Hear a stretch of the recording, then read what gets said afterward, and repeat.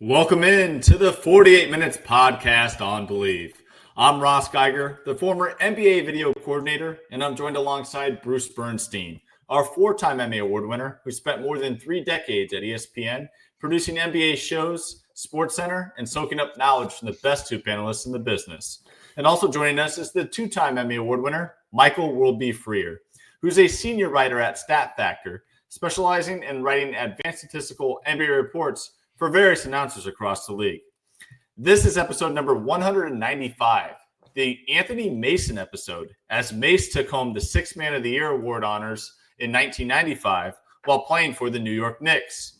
Now, World B, we missed you last week, so first off, welcome back. And really quickly here, what can you tell us about Anthony Mason?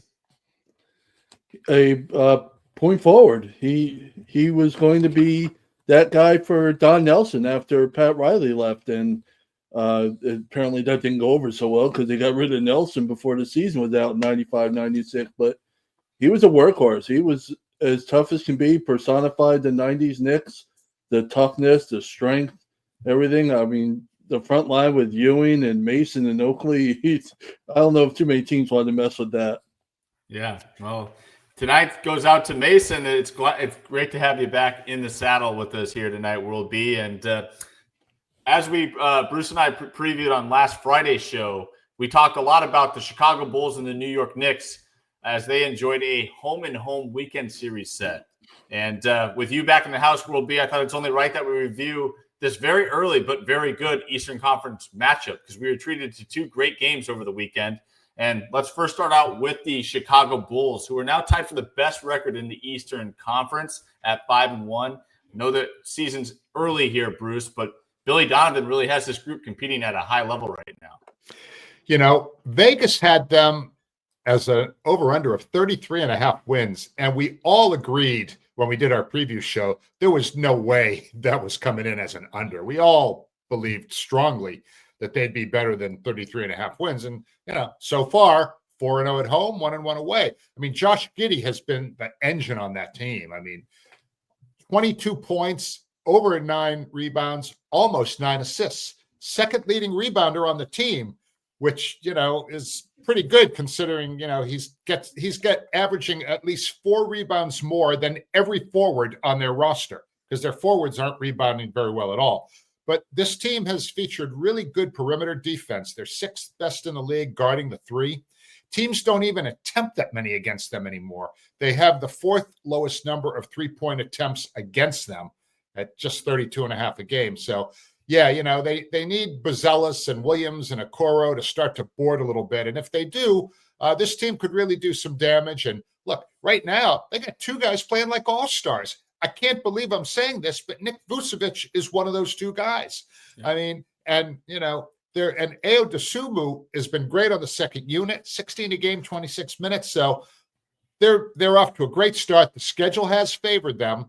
They played 4 of their 6 at home. But the month of November will be a whole different story schedule-wise. The first 2/3 of the month is going to be brutal, 9 out of 13 on the road. The last third of the month should ease up a little bit. And at that point, we'll be at the quarter pole of the season, around 20 games in. So then I think we'll really have a good read on how good this team is. Yeah, and they have been good so far, and it's going to be fun to see what they can do in the month of November. Now, World B, one thing Bruce pointed out, we all had the unders when it came to their over-unders before the season, but I'll even double down. We had the overs. That's what I meant. I'm sorry. We had the overs. Right. The one thing we didn't agree on was that Josh Giddey trade when they shipped Alex Caruso out of town. Boy, that's starting to seem like it might have worked out for both parties. Obviously, Caruso was the missing link with the Oklahoma City Thunder, but now you look at what Josh Giddey's doing for the Chicago Bulls, and I'm curious to get your thoughts into this group's ball movement because the Bulls lead the league in assists per game at 30.5. Well, here's the deal with Giddey. We always saw the triple-double talent when he was with Oklahoma City. He just was such a terrible shooter, and you didn't know what you were going to get out of him from that standpoint. But you look at his numbers this year. I mean, here he's doing 20 points per game, 9 rebounds per game, 8 assists per game. Here's the list of players so far that are doing that. It's Giddey, Luka, and Joker. That's it. I mean, that's the kind of thing. he got another triple-double at Madison Square Garden. He has as many career triple-doubles as Madison Square Garden as LeBron James has in his career. Shout out to NBA.com for that one that I read. But, I mean, those are really impressive numbers for the guy coming off, an off season where he was really on edge about, what kind of deal he was going to get. He finally got a multi-year deal from the Bulls with that one of those qualifying offer guys. But he's been outstanding for them. He's played like an all-star, and there's no question about it. And he's one of the reasons they're a top 5 offense right now in the league. As Bruce mentioned, how long it can last, we'll see. But you gotta like what the one thing I said in the preseason was you didn't know what kind of plan they had for the longest time when they had DeRozan, when they had Zach LaVine, and they got rid of them, and you don't know, you thought maybe they were getting rid of Vucevic, and they hadn't, and you wondered why. You look at the young guys on this roster. Yeah, I said in the preseason, I'm starting to buy into that the fact that they have a plan, and maybe I was just too dumb to see it, but they seem to have a plan, and so far, so good for them. Hey, by the way, Tuesday night, Bulls and Philly. That's for the number 1 spot in the East. Who would have had that earlier in the year? Both of those teams, they're in the top 7 in points per game. Philly's number 2. Trailing only Houston. And the guard play is going to be fascinating in that game. You have Tyrese Maxey and VJ Edgecombe averaging 54 a game between them against that Bulls perimeter defense that's been shutting down the other team's three-point shooters. But Philly's been shutting down the other team's three-point shooters too. So that could, that's going to be really, really interesting. But I think with Maxey and Edgecombe, that Bulls perimeter D is going to be tested. But if it's a Maxey versus Giddey individual mano-a-mano during that game, that will be fun to watch. It really will be. And just got to chime in here on the Bulls because I did a lot of research into them, trying to figure out where they're going right now with the success they're having early on in the season. And as you mentioned, Bruce, they currently rank 7th, averaging 121.7 points per game, which is 6th in the league. They are dead even at 50% when it comes to their field goal shooting percentage. So they're excelling right now with not just their ball movement, but their shot selection as a unit. And their three-point shooting percentage, they don't take a lot of threes. They're actually 18th in three-point field goal attempts so far this season. But where they really stand out is that they're connecting on 40.7% of their threes attempted, which is the second best percentage in the league. So right now for Chicago, it's quality over quantity with their offense, especially with that ball sharing that Giddey kind of sparks on the offensive end for this unit. And then you flip it over to their defense here. The Bulls rank 3rd in the league in defensive rebounds per game at 36.2. So they're limiting opponents' second chance opportunities. And both Vucevic and Giddey, who you had mentioned as being all-stars right now, they're both top 15 rebounders in the NBA so far. And the Bulls are the only team with 2 players ranked in the top 15 for rebounds. So that's an impressive stat to have 2 guys in that top 15 that are really crashing the boards. And, of course, when they're crashing those boards, they're getting in and out, and they're moving the ball up the floor and playing very unselfish basketball. So they should be a lot of fun to watch here in November against some of these tougher opponents they have coming up. Did we really think we were going to spend this much time the entire season talking about the Chicago Bulls? No. That's how good of a start they're off to. If we had an over-under before the season, 5 minutes was not going to be – we were taking the under. Yeah, well, they deserve the time right now. And, absolutely. Got to give them their flowers. Now, the next team I want to talk to will be is your New York Knicks. They got back to 500 at home on Sunday against these Bulls as they handed Chicago their first loss of the year. But my question to you is, what are some of the early season struggles that are standing out from your perspective? They just weren't shooting really well at first. They, it's a new system with Mike Brown. They're taking a lot more threes than they're used to. Right now they have the biggest jump in 3-point attempt rate, percentage of your shots that come from 3. Last season they were 28th in the league in that category. About just like 38% of their shots were from 3-point range. So far this season, entering Monday, it was almost 50%. It was 48.5%, 4th in the league. So, I mean, that's a new thing for them. and they have guys who can hit them, but they don't have a lot of just knockdown, Grayson Allen type shooters or Luke Kennard type shooters that can, just drill it night after night. They have some, but they don't have a lot. So it's a work in progress. You wonder if the weekend with the Bulls kind of woke them up a little bit, got them going again, 125 points at least in both games. That's a step in the right direction here. But, it's just a process. I'm not concerned as a Knicks fan. I'm not concerned at the moment. I'm not thrilled.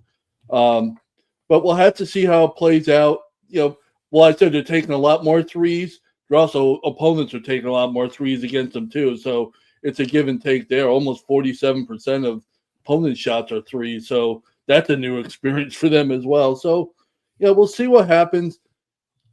I say it's a new system. Jalen Brunson is part of this new system. It's not really affecting him. He's still up there in time possession. He's still up there in touches.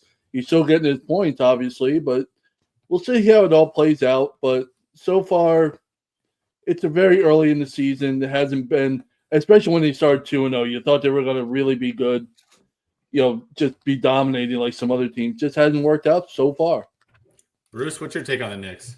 One other way to look at their increased three-point shooting numbers is this year they're getting 48 points a game on threes. Last year they were getting 38 points a game on threes. So they've increased the number of points from threes by 10. But, against the Bulls in that loss on Friday, Giddey and Ayo Dosunmu shredded them.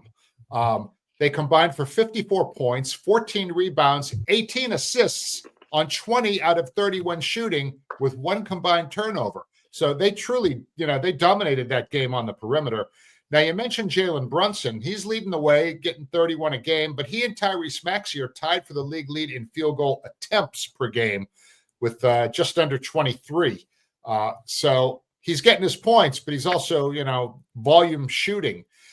But I'm not really worried about anything with the Knicks here. I mean, look, they're going to figure things out. Eventually, they're going to find their mojo. Jordan Clarkson, my pick for Sixth Man of the Year, did have 15 in the win on Sunday against the Bulls in just 18 minutes. And I expect his minutes to ramp up as the season goes on, and he will have an impact. So no reason Knicks fans should be panicking.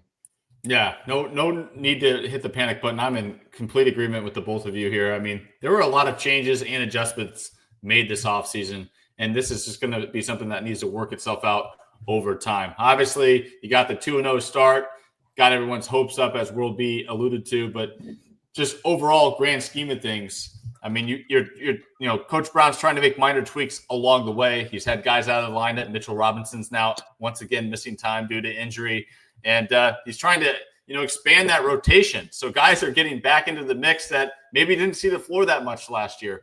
Their responsibilities are expanded this year under the direction of Coach Mike Brown. So a lot of adjustments being made for both the coaching staff, which is new, and the players that have new roles. So keep the faith in New York if you're a Knicks fan, because I think this is all going to work itself out in due time. The only issue, if you want to look at something, Karl Anthony Towns shooting under 40% from the field isn't really great. And, for a guy like that, he's going to start hearing it from Knicks fans if it doesn't pick up soon. On the other hand, he's averaging 18 and 13 right now, 18 points a game, 13 boards a game. Here's the list of players that are doing that so far this season. It's Joker, Wemby, and Giannis. That's not bad company to be in, but he's going to start feeling the heat from Knicks fans if the shooting doesn't pick up, that's for sure. Yeah, and speaking of feeling the heat, World B, early out of the gates here, your Orlando Magic. I get that they're now 3-4 on the season, and they're currently riding a 2-game winning streak. But it's been far from smooth sailing for this group, especially with Desmond Bane and all the hype they had coming into the season. So I'll ask you once again here first, since this is your squad, what's your level of concern when it comes to what should have been a new and improved Magic team? A little more concerned than I am for the Knicks, but still not a great concern. They opened the season. First 2 weeks they're on a 4-game road trip. That's one of the games at Philly, one of the games at Detroit. That's not exactly a great scheduling to start when you go up against two teams like that. That being said, they didn't play well, but But the reason I'm not terribly concerned is, they dominated Charlotte, and then they really put up the best defensive effort in the NBA this season against the Timberwolves. Against the Wizards. They only allowed 94 points on 108 possessions. That's the best defensive efficiency in a game this season in the NBA. And Desmond Bane is not shooting well. He's shooting like KCP did last year, which is not a good sign for Magic fans. But track record, you figure he's going to get it going eventually. He seems to be on board being the team. He doesn't seem lost out there. His shot's just not falling right now. The guy whose shots are falling, or the guys, I should say, Franz Wagner, who I've been getting on for years about his three-point shooting. He's been the worst three-point shooter in the league the last 2 years running. This year is over 43%. That's just what you want out of a guy who you want to be an all-star. And Paolo Banchero is starting to become – he had a slow start to the season, but he's starting to become the superstar that we're seeing out of him. He's doing it inside. He's doing it outside. He starts getting his shots down in the paint. I like to see him hitting the three, but he's starting to dominate in the paint. That's only going to be good news for Magic fans going forward. So a little more concerned than if I were picking between the two, the Knicks and Magic, but it's really a small margin. Not concerned yet. 2 weeks old season is. Now, Bruce, are you concerned at all that Orlando possibly lost their Magic? No, eventually their defense and their rebounding is going to get them a lot of wins. Banchero and Wagner are the big two. And once Bane figures things out, this still looks like a 50-win team to me. Now, you talked about how Bane has, not shot well. He's shooting under 26% on threes. He makes Kentavious Caldwell-Pope look like Stephen Curry from outside based on those numbers so far. And here's how bad he's shooting threes. 4 of his teammates are making more threes per game than he is, including, wait for it, Wendell Carter Jr., who's a 6'10", 270-pound banger, is making more threes per game than D. Bane. But look, their defense, defense travels. It's going to carry them well. They do a good job limiting opponents' threes, too, even though they haven't been lighting it up. They only allow 11 made threes a game on 30.4% shooting from downtown, which is really, good. And they still play hard. So, yeah, they can be a little turnover prone. They got to tighten that up a little bit. But I'm not really so worried about these guys. I mean, I never figured them to finish in the top 2, but I can still see them finishing third behind, Cleveland and New York. Yeah. I mean, I think they can definitely survive and be just fine with how good their defense is as a team here. But one of the things, I throw out the fact that they, might not be able to shoot threes as good as we thought they might. Or, they're struggling to shoot the 2 ball out of the gates this year. That's probably going to come around.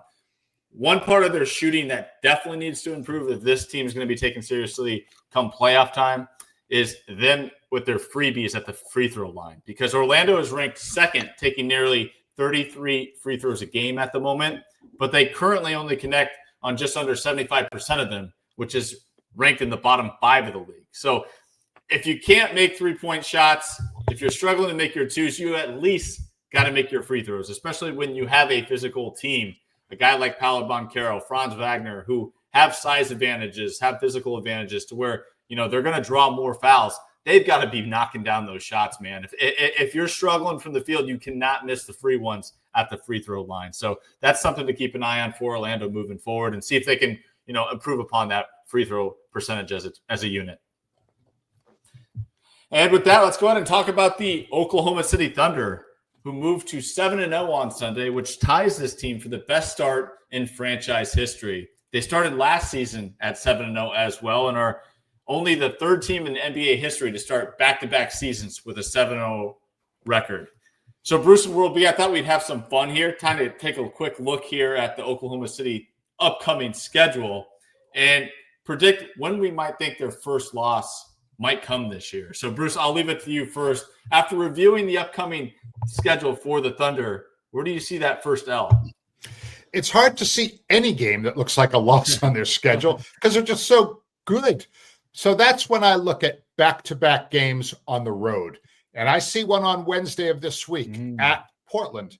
The Thunder are at the Clippers on Tuesday. And if that's a grinded out kind of a game, the Blazers game could be a trap game for them. So I know we're going to talk a little bit about how well they've played since Tiago Splitter took over for Chauncey Billups. But I'm circling game number 9 for OKC's first loss, Wednesday at Portland. All right, World B. Well, that's certainly a candidate given how Portland plays so far this season, exactly like we've seen Oklahoma City play as far as at least defensively.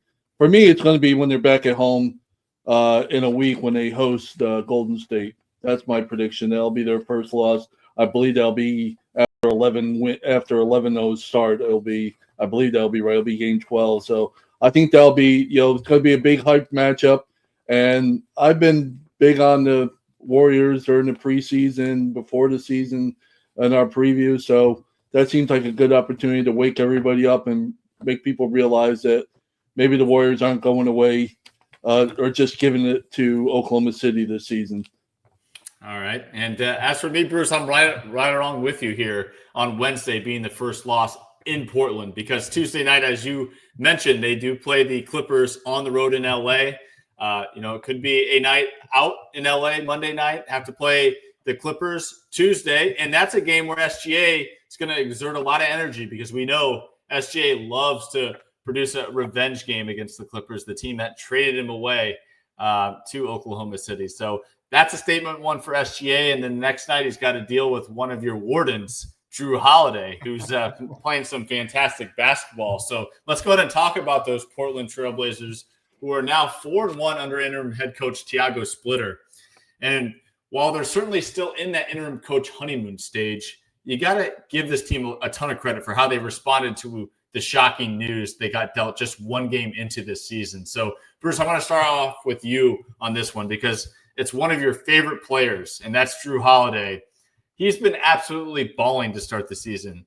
The 35-year-old is averaging 18 points a game, along with 8.7 assists and 5 boards a night. And, oh, by the way, 1.5 steals. So as much as you've always appreciated Jrue's game, I'm curious, did you think he had this left in the tank?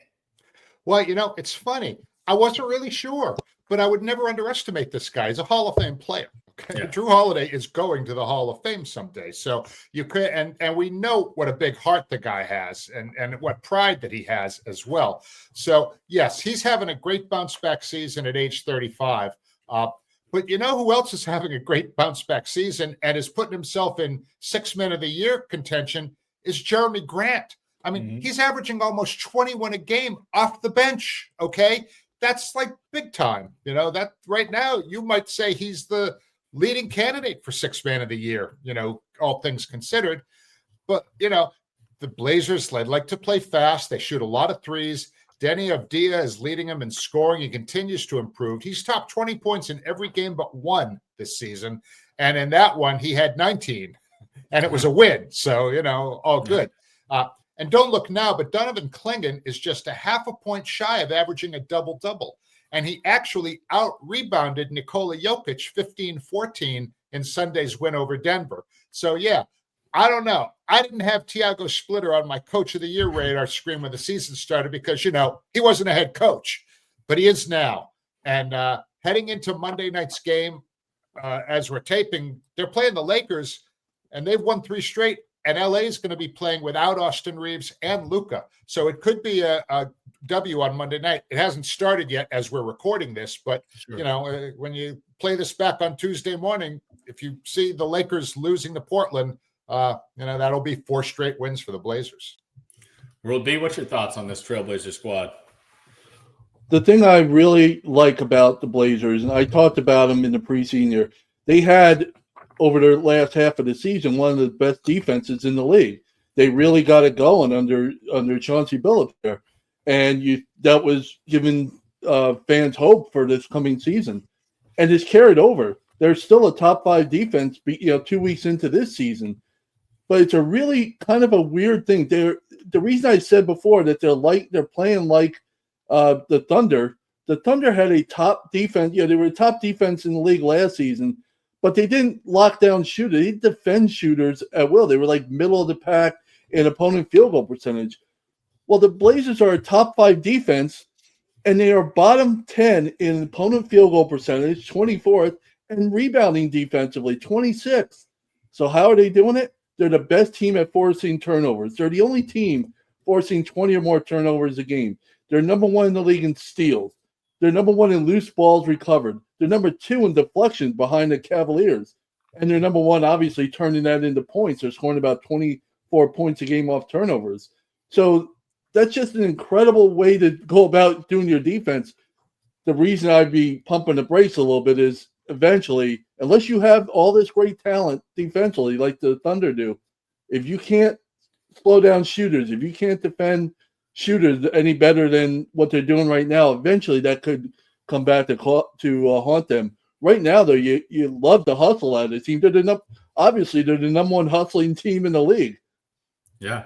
And they haven't even gotten Scoot Henderson back into the mix yet. And I say that from a defensive standpoint because he's a guy that can pick up a full 94 feet. I mean, what he can bring offensively, still up in the air. He's been inconsistent with his shooting, turns the ball over a little bit more. But as far as the defense is concerned, that's never been a weakness of Scoot's either. So getting him coming probably off the bench at this point, given how well Jrue Holiday has adjusted to becoming the starting point guard in that Blazer backcourt, I mean, that's just a nice little spark that off that bench that they can continue to add to this mix. And you guys both mentioned it. I mean, just the motor of these guys right now, the energy they're bringing on a night-to-night basis, the fact that Jerami Grant is the highest paid player on this team and he's decided to come off the bench and he's okay with it because it's what's best for the team speaks volumes. I mean, they just seem to have a very good clubhouse at the moment. And I hope to see it going because this has been great. I mean, they obviously told DeAndre Ayton to pack his bags and move on.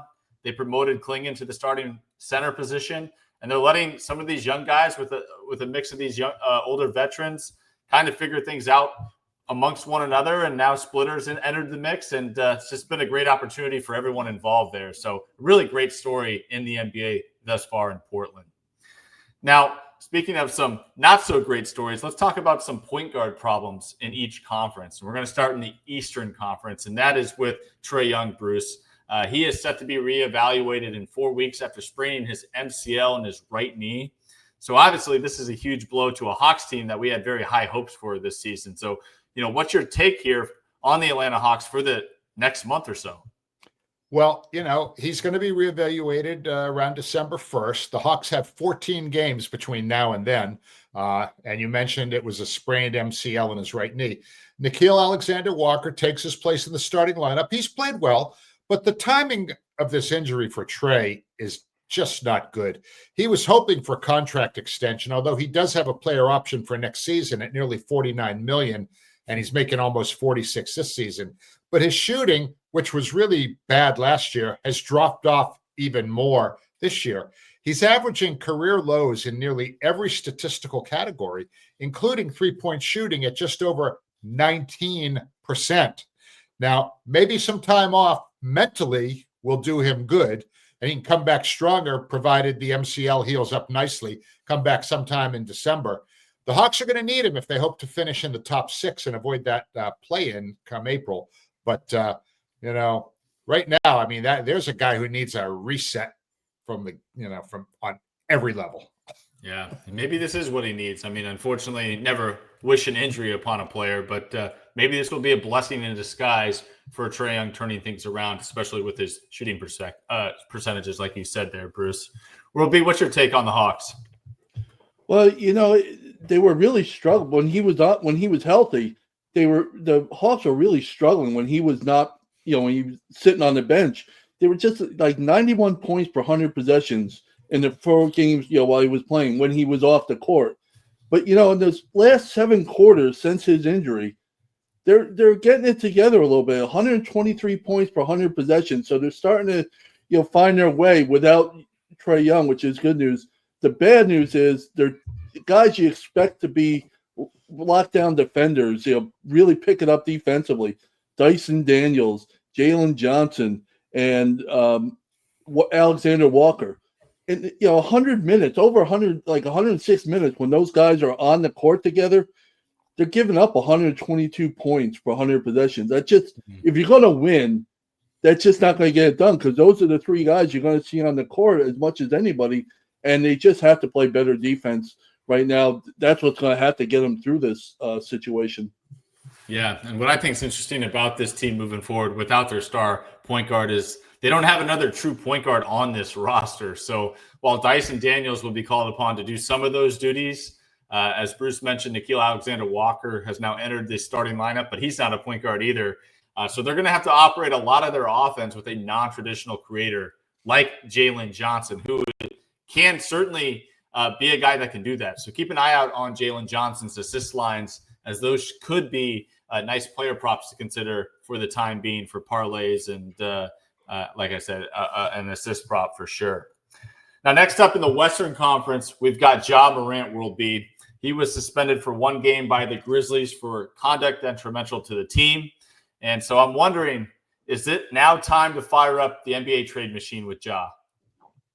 Well, first thing first, I'm a little confused. Was the conduct detrimental to the team his comments about the coaching staff, or was it the fact that he's 5 for 32 from 3-point range? Is that the conduct that's detrimental to the team? Because he's a train wreck from the shooting from the perimeter. We've noticed it forever, and it's just gotten worse this season. So I'm really not sure what's been worse, his comments or his play on the field, on the court. Excuse me. So, it's a weird situation.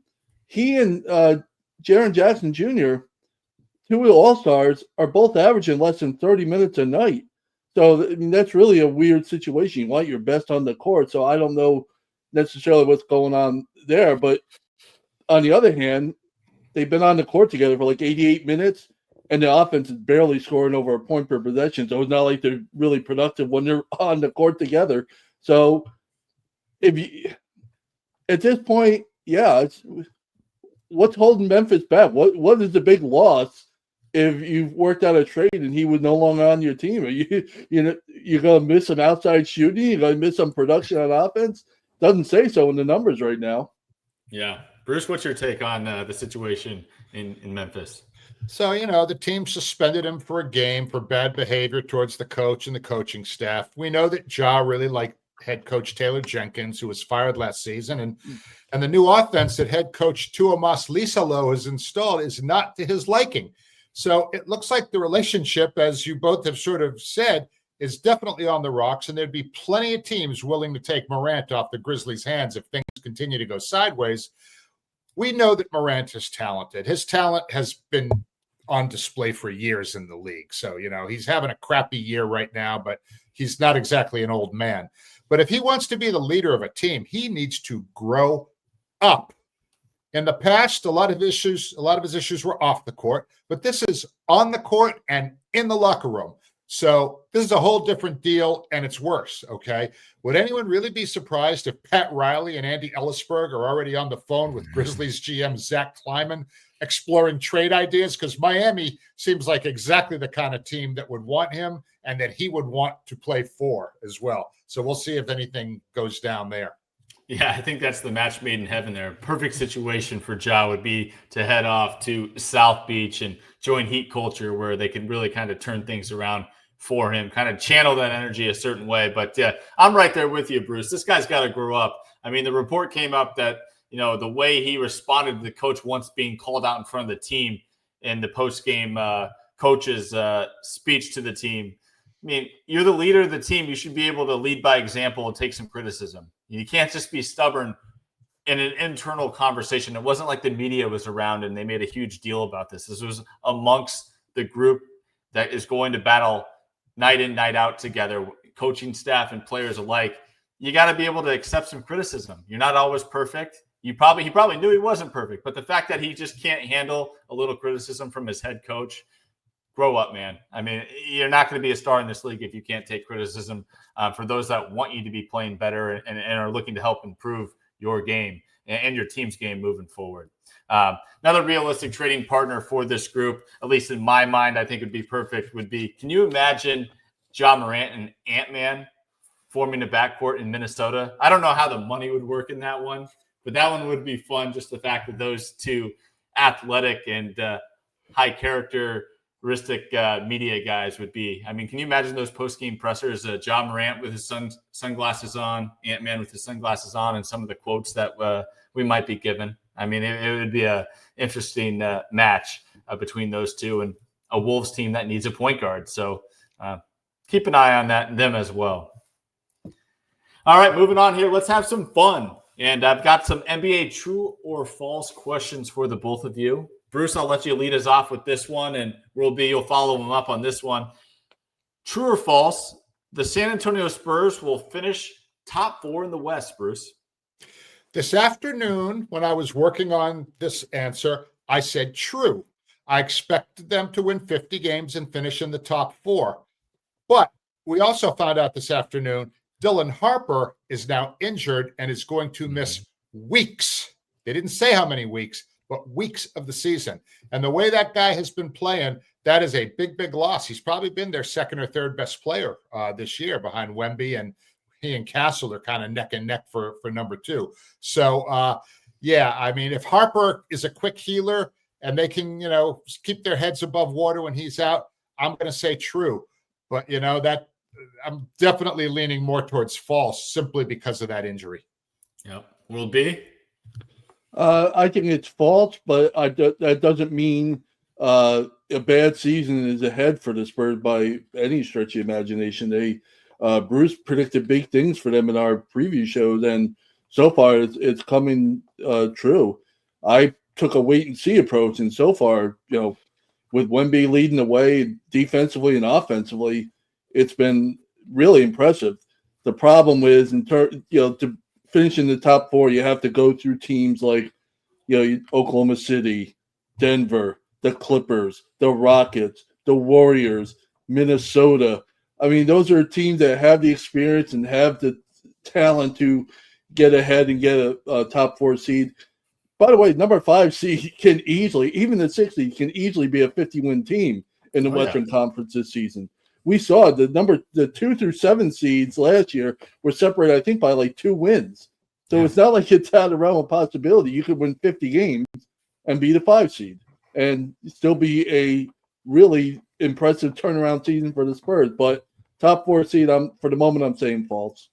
Yep, and I'm going to join you guys with the false answer here because you got the Thunder, you got the Nuggets, you got the Rockets. I think those are the top 3 finalists this year in the Western Conference. And then I'll play it safe and take the field over the Spurs, locking up the number 4 spot. But I'm not rooting against the man either, but I think there's going to be a stretch where Wemby sits out some games, probably due to maybe some usage. I don't want to say anything crazy, a severe injury, but I just think, if he's got a sore knee, they're going to take it easy with him later on this season to be sure he's ready to go for the playoffs should they continue to establish a position in the playoff picture.